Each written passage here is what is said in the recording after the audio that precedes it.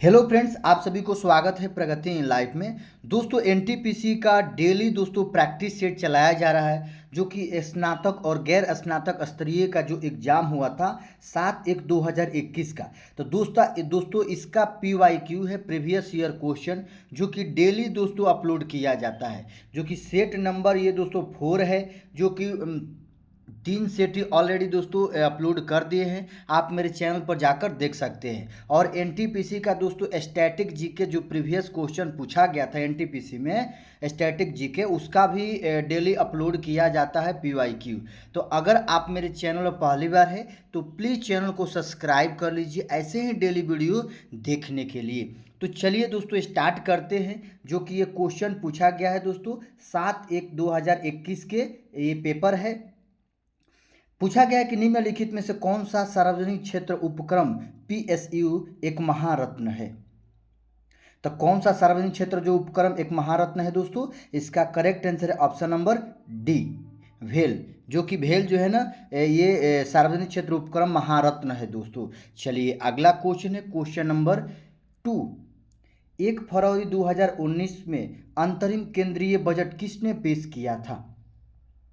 तो 1 फरवरी 2019 में अंतरिम केंद्रीय बजट किसने पेश किया था। Option number D, Piyush Goyal ने। तो 1 फरवरी 2019 को अंतरिम बजट। चलिए अगला क्वेश्चन है दोस्तों क्वेश्चन नंबर 3 है। दिया गया है कि 6 खिलौनों को एक से एक के ऊपर एक के रूप में रखा गया है। सबसे निचले खिलौने का क्रमांक 1 दिया गया है और उसके ऊपर खिलौने का क्रमांक 2 दिया गया है। तो और इसी प्रकार अन्य सभी खिलौने का क्रमांक दिए गए, तो प्रत्येक खिलौना एक अलग रंग का है। तो जिनके रंग बैगनी, गुलाबी, सफ़ेद, पीला, लाल और ग्रे है दोस्तों, ग्रे है। तो इसको बताना है कि बैगनी रंग का खिलौना सम स्थान पर है लेकिन शीर्ष पर नहीं। लाल खिलौना सफ़ेद या पीले खिलौने के सन्निकट नहीं है। ग्रे खिलौना 5वें स्थान पर है। गुलाबी और सफ़ेद खिलौने के बीच 2 खिलौने हैं, वहीं गुलाबी खिलौने सफ़ेद के ऊपर है। तो सफ़ेद खिलौना सबसे निचले स्थान पर नहीं है। तो इसका करेक्ट आंसर आप लोग बनाइएगा दोस्तों। इसका correct answer option number C, 6ठे स्थान पर है। देख लीजिए कैसे बनाया गया है। चलिए अगला क्वेश्चन है क्वेश्चन नंबर 4 है कि राष्ट्रीय ग्रामीण स्वास्थ्य मिशन किस वर्ष में शुरू किया गया था। तो दोस्तों राष्ट्रीय ग्रामीण स्वास्थ्य मिशन जो है ना 12 अप्रैल 2005 में। ऑप्शन नंबर ए इसका सही है। चलिए अगला क्वेश्चन है क्वेश्चन नंबर 5 है कि एक रेलगाड़ी बस से 50% अधिक चाल से चल रही है। दोनों एक ही समय पर करनाल से चलना शुरू करती है और एक ही समय में पानीपत पहुंचती है, जो करनाल से 75 किलोमीटर दूर है। हालांकि रास्ते में रेलगाड़ी एक स्टेशन पर लगभग 12.5 मिनट के लिए रुकी। बस की चाल ज्ञात कीजिए। तो आप लोगों को बताना है दोस्तों। ऑप्शन नंबर है 110 किलोमीटर प्रति घंटा, 100 किलोमीटर प्रति घंटा, 120 किलोमीटर प्रति घंटा और 130 किलोमीटर प्रति घंटा। इसका आंसर देख लेते हैं। Option number third, option number C, 120 kilometre प्रति घंटा। चलिए अगला दोस्तों क्वेश्चन देखते हैं। दिया गया है कि निम्नलिखित अक्षरांकीय श्रृंखला के लिए लुप्त पद ज्ञात कीजिए। तो देखिए दोस्तों ये रीजनिंग दिया गया है, तो आप लोग देख लीजिए कैसे बनाया गया है। जिसमें कि देखिए A2 और B दिया गया है, उसके बाद C 12 और D दिया गया है। तो ये बनाया गया है 1 और ये B का स्थान 2 है, 1 और 2 में गुणा कीजिए 2 आएगा। C का स्थान 3 है और D का स्थान 4 है, दोनों को आपस में गुणा कर दे 12 आ जाएगा। वैसे ही दोस्तों आपको बनाना है। इसका correct answer option number A आएगा। चलिए अगला क्वेश्चन है दोस्तों क्वेश्चन नंबर 7 है कि स्वतंत्र अस्तित्व के समक्ष जीव की सबसे छोटी इकाई क्या है। तो देखिए स्वतंत्र अस्तित्व के समक्ष जीव की सबसे छोटी इकाई कोशिका है। Option number A, option number A जो है। चलिए इसकी खोज दोस्तों रॉबर्ट हुक ने किया था 1665 ईस्वी में, कोशिका की खोज। चलिए अगला क्वेश्चन है क्वेश्चन नंबर 8 है दोस्तों। क्वेश्चन नंबर 8 दिया गया है कि देखिए, अली किसी कार्य को 8 दिनों में पूरा कर सकता है। बलविंदर उसी कार्य को 10 दिन में पूरा कर सकता है। उसी कार्य को 4 दिन में पूरा करने के लिए उन्होंने चंदर को उसके साथ कार्य करने के लिए कहा और उन्होंने समय पर कार्य पूरा कर लिया। तो चंदर अकेले कितने दिन में कार्य कर सकता है? तो दोस्तों इसका करेक्ट आंसर आएगा ऑप्शन नंबर बी, 40 दिन में। तो देखिए, अली 8 दिन में, बलविंदर जो कि 10 दिन में, और उसी कार्य को 4 दिन में पूरा करने के लिए उन्होंने चंदर के साथ कार्य करने के लिए कहा और उन्होंने समय पर कार्य पूरा कर दिया। तो बताना है कि चंदर अकेले कितने दिन में कार्य समाप्त कर सकता है। ऑप्शन नंबर बी है इसका करेक्ट आंसर। चलिए अगला क्वेश्चन देखते हैं। क्वेश्चन नंबर 9 है कि निम्नलिखित में से कौन से राज्य पाकिस्तान की सीमा से सटे हैं? तो दोस्तों बताना है कि कौन सा राज्य जो पाकिस्तान के सीमा से सटे हैं। तो option number B, option number B जो है, देखिए ऑप्शन नंबर बी जो है सबसे पहले ए, उसके बाद बी, उसके बाद सी, गुजरात, पंजाब और राजस्थान। ये जो दोस्तों जो राज्य है ना, ये पाकिस्तान सीमा से सटे हुए हैं। चलिए अगला देखिए, पाकिस्तान से देख लेते हैं कौन कौन सा राज्य सटा हुआ है। जम्मू कश्मीर है, लद्दाख है, पंजाब है, गुजरात है, राजस्थान, जो कि अब भारत और पाकिस्तान के मध्य सीमा रेखा कौन सी है दोस्तों? रेड क्लिफ रेखा। चलिए अगला क्वेश्चन है दोस्तों, क्वेश्चन नंबर 10 है कि अनुज अपने बगीचे में 5625 पौधे इस प्रकार लगाता है कि पत्तियों की संख्या और प्रत्येक पत्तियों में पौधों की संख्या समान होती है। तो प्रत्येक पत्ती में पौधों की संख्या ज्ञात कीजिए। तो इसमें दोस्तों ये बोला गया है कि अनुज जो है ना 5625 पौधे लगाते हैं, जिसमें कि पत्तियों की संख्या और पौधों की संख्या, पत्तियों की संख्या और प्रत्येक पत्ती में पौधों की संख्या दोस्तों सेम समान है। तो बताना है कि प्रत्येक पत्ती में पौधों की संख्या ज्ञात कीजिए। तो इसका करेक्ट आंसर है दोस्तों ऑप्शन नंबर डी, 75। चलिए अगला क्वेश्चन है दोस्तों, क्वेश्चन नंबर 11 है कि भट्टियों जैसे अपेक्षाकृत उच्च तापमान मापने के लिए निम्नलिखित में से किस यंत्र का उपयोग किया जाता है? तो दोस्तों इसका correct answer option number B, pyrometer का। चलिए अगला क्वेश्चन है, क्वेश्चन नंबर 12 है कि निम्नलिखित में से कौन सा एप्लीकेशन सॉफ्टवेयर है? कौन सा एप्लीकेशन सॉफ्टवेयर है दोस्तों? Option number A, graphics. चलिए अगला क्वेश्चन है, क्वेश्चन नंबर 13 है दोस्तों, जो कि दिया गया है मैथ से निम्नलिखित आकृति को ध्यान में रखते हुए जहां कोण बी और सी क्रमशः 7x - 30 डिग्री और 5x डिग्री है, तो हम कह सकते हैं कि x का मान किसके बराबर है? तो दोस्तों इसका करेक्ट आंसर देख लेते हैं। ऑप्शन नंबर ए इसका करेक्ट आंसर है दोस्तों 15 डिग्री, जो कि दोस्तों ये सभी क्वेश्चन पूछे गए हैं एनटीपीसी का, तो आप लोग देख लीजिए। चलिए 14 क्वेश्चन है, 14 नंबर कि निम्नलिखित में से निम्नलिखित संयुक्त आकृति का क्षेत्रफल ज्ञात कीजिए। दोस्तों इसका आकृति का क्षेत्रफल ज्ञात करना है, तो आप लोग देख लीजिए।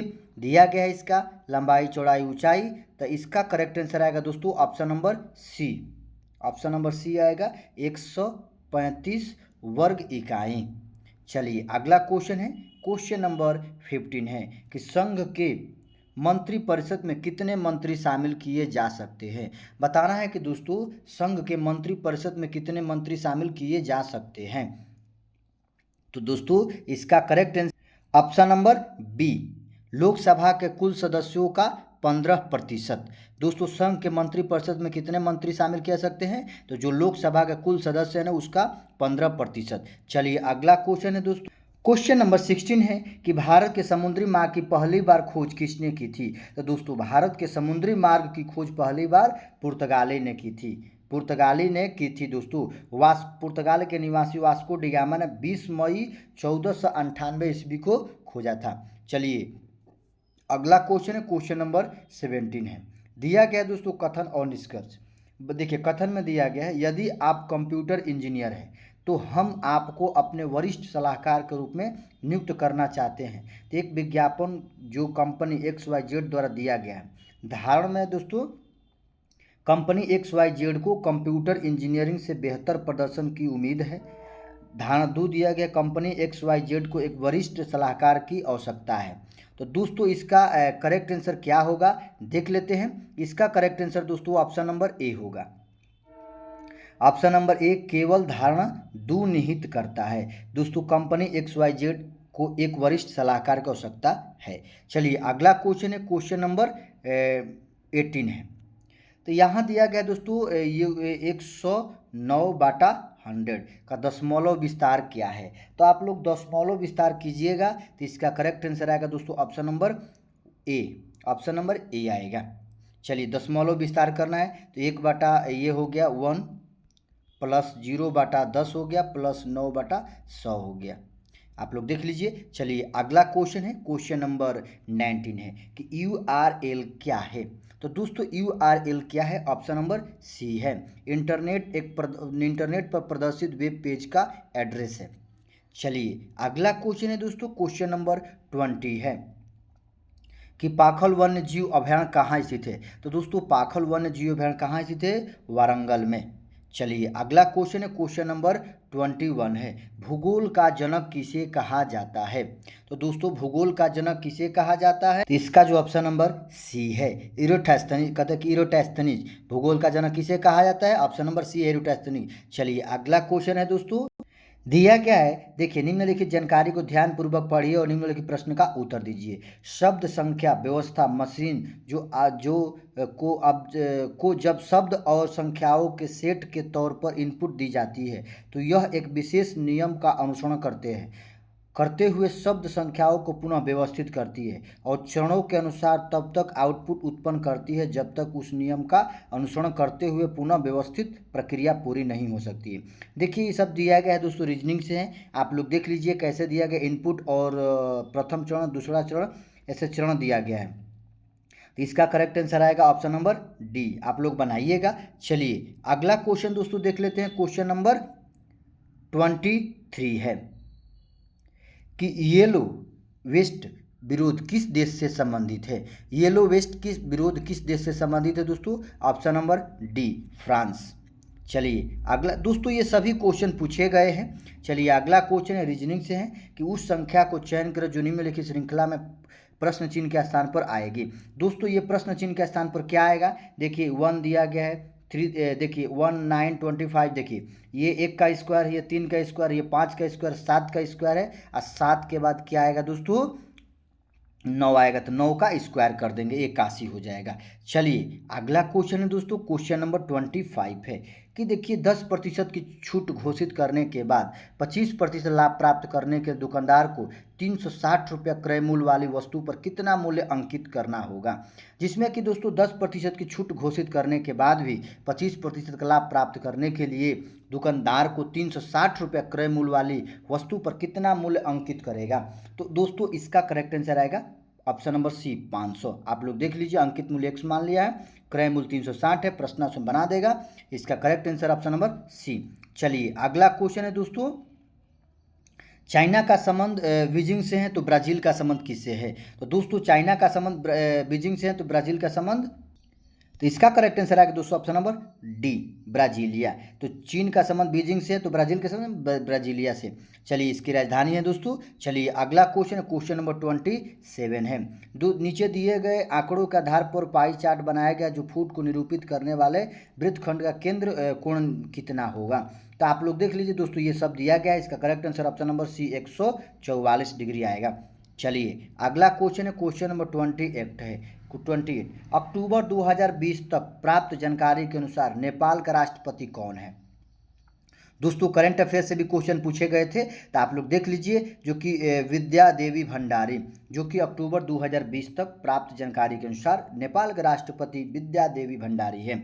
चलिए अगला क्वेश्चन है, क्वेश्चन नंबर 29 है कि भारत के खिलाफ आंदोलन के बारे में क्या सही है। भारत के खिलाफत आंदोलन के बारे में क्या सही है दोस्तों।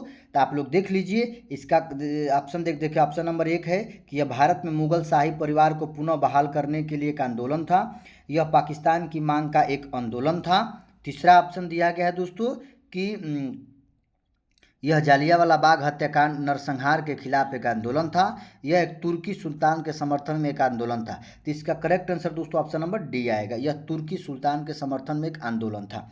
चलिए अगला क्वेश्चन है, जो कि आज का लास्ट क्वेश्चन है दोस्तों, दिया गया है कि चूंकि 48 और 144 का महत्तम समापवर्तक 48 है तो इसका एलसीएम किसके बराबर होगा? तो दोस्तों आपको बताना है इसका एलसीएम क्या होगा। तो इसका correct answer option number D, option number D 144 आएगा। तो दोस्तों ये 30 क्वेश्चन, आप लोगों को ये वीडियो कैसा लगा? अगर अच्छा लगे तो लाइक सब्सक्राइब शेयर जरूर करें। ये दोस्तों ये छोटा सा चैनल है, प्लीज़ आप लोगों के लिए डेली वीडियो अपलोड करता हूँ। इस वीडियो को ज़्यादा से शेयर कीजिए और नए हैं चैनल पर तो सब्सक्राइब कर लीजिए और कमेंट जरूर करें। चलिए, जय हिंद, वंदे मातरम।